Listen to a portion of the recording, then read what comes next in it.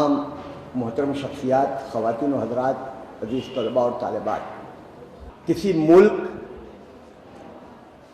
کسی جماعت یا کسی سیکشن آف ہیومن سوسائٹی کی ترقی کا انحصار اس بات پر ہے کہ وہ اس کو اپنی صلاحیتوں کا علم ہے یا نہیں ہے، کہ ان میں آج بھی وہ صلاحیت ہے، چاہے وہ انڈین اسٹوڈنٹس ہوں یا American students of Indian origin ہوں یا کوئی اور ہوں، ان سب میں وہ صلاحیت ہے کہ وہ اے پی جے عبد الکلام بھی بن سکتے ہیں، ڈاکٹر بھٹناگر بھی بن سکتے ہیں، ڈاکٹر سروپلی رادھا کرشنن بھی بن سکتے ہیں اور مولانا آزاد بھی بن سکتے ہیں، یا جس خاندان کے لوگ چرچ نہ جانے کی وجہ سے اپنے اڑوس پڑوس کے لوگوں سے ناواقف تھے، اس گھر کا بچہ تعلیم میں پچھڑ گیا اور اتنا پچھڑ گیا کہ آج وہ یا تو ان ایمپلائمنٹ کا شکار ہے یا بہت معمولی اجرت پر کام کرنے پر مجبور ہو رہا ہے۔ تین باتیں اس تھیسس سے معلوم ہو رہی ہیں۔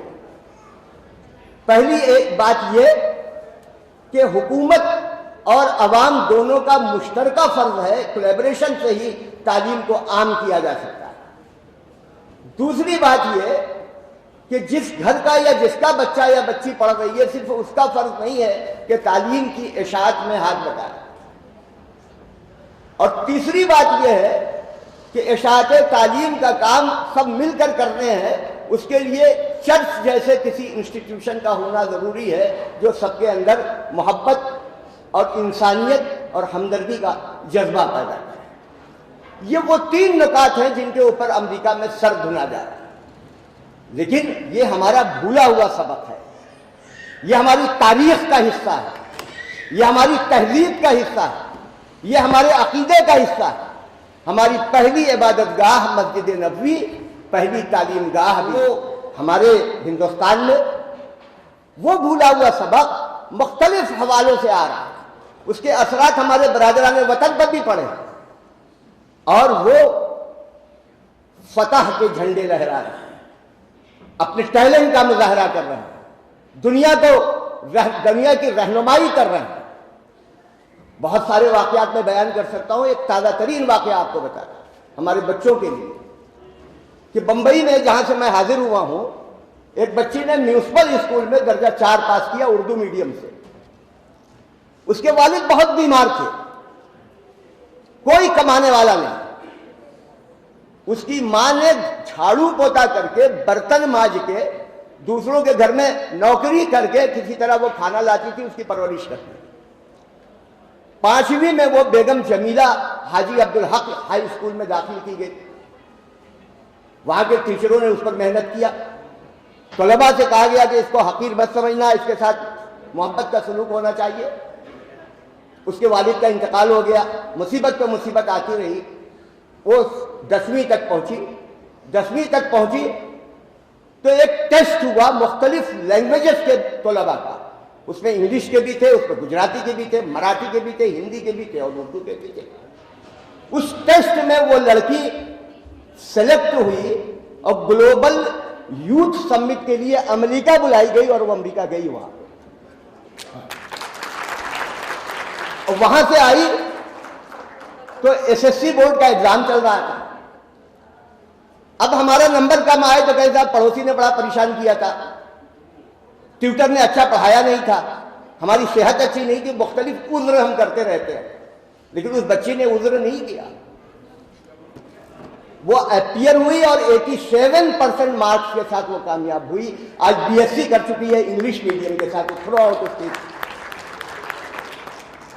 تو یہ مثال میں ان کی دے رہا ہوں جس نے ابھی اپنے کیریئر کی ابتدا نہیں کی ہے اور جس کے حالات اچھے نہیں ہیں۔ پچھلے ہفتے ہماری ملاقات ایک ہفتے میں 2 مرتبہ پروفیسر ایس بی کارنک صاحب سے ہوئی، جو ممبئی یونیورسٹی کے ایکس وائس چانسلر ہیں۔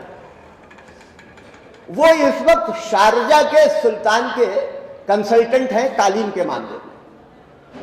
سلطان شارجہ نے ایک ایجوکیشنل سینٹر قائم کیا ہے اور اس کے ذریعے وہ وہاں پہ ایجوکیشنل ریفارم لانے کی کوشش کر رہے ہیں۔ ان کے کنسلٹنٹ ہمارے بمبئی کے، ہمارے ہندوستان کے، ہمارے مہاراشٹر کے آدمی ہیں اور وہ ان کی رہنمائی کریں۔ یہ جو بنائیں گے وہ آئے، وہ بتا رہے تھے وہ اسلام اور اس کی تعلیمات اور اس کے اچیومنٹس کے بارے میں جو باتیں تھے سینہ چوڑا ہوتا ہے. وہ کہہ رہے تھے کہ دبئی کے حالات اور شارجہ کے حالات بالکل دو مختلف ملکوں کے حالات ہیں. یہاں پہ ہر وہ چیز مل جاتی ہے دبئی میں جو اسلام نے جس سے منع کیا ہے، وہ صریحاً ہر چیز وہاں پہ ممنوع ہے جس کو اسلام نے منع کیا ہے. یہ دونوں میں فرق ہے. ان تمام مثالوں کو دیکھنے کے بعد بس یہی کہنے کو جی چاہتا ہے کہ ذرا نم ہو تو یہ مٹی بہت زرخیز ہے. ہمارے یہاں ساری چیزیں موجود ہیں، ریسورسز بھی ہیں، ٹیلنٹ بھی ہیں. کہیں نہیں کہیں کوآرڈینیشن کی کمی ہے، کہیں کہیں حوصلے کی کمی ہے، کہیں ایسے اچھے جملے کی کمی ہے جو ہمارے بچے کی زندگی کو بنا دے. اس زندگی کو بنانے کے لیے اس قسم کے جلسوں کا انعقاد، اس قسم کے حوصلہ افزا کلمات کا کہا جانا بہت ضروری ہے. اور میں دل کی گہرائیوں سے آپ حضرات کو مبارکباد دیتا ہوں. ہم لوگ روٹ پہ جا کے کام کرتے ہیں، ولیجز میں ہم نے کام کیا ہے، سلمس میں ہم نے کام کیا ہے. ان بچوں میں تعلیم کو عام کرنے کی کوشش کی ہے جو جانتے نہیں ہیں کہ اسکول کیا ہے. لیکن ان کے ٹیلنٹ کو جب آپ دیکھیے، جب ان کے ٹیلنٹ کو دیکھیے تو حیرت ہوتی ہے کہ زندگی کا کوئی ایسا شعبہ نہیں ہے جہاں وہ ہماری رہنمائی نہ کر سکے. ہم ایک بار پھر اپنے اس اعتماد کا اظہار کرتے ہیں کہ بظاہر کچھ نہیں گو خش و خاشاک کی ہستی، یہی دن کے نظر آئیں گے ایک دن آشیاں. شکریہ.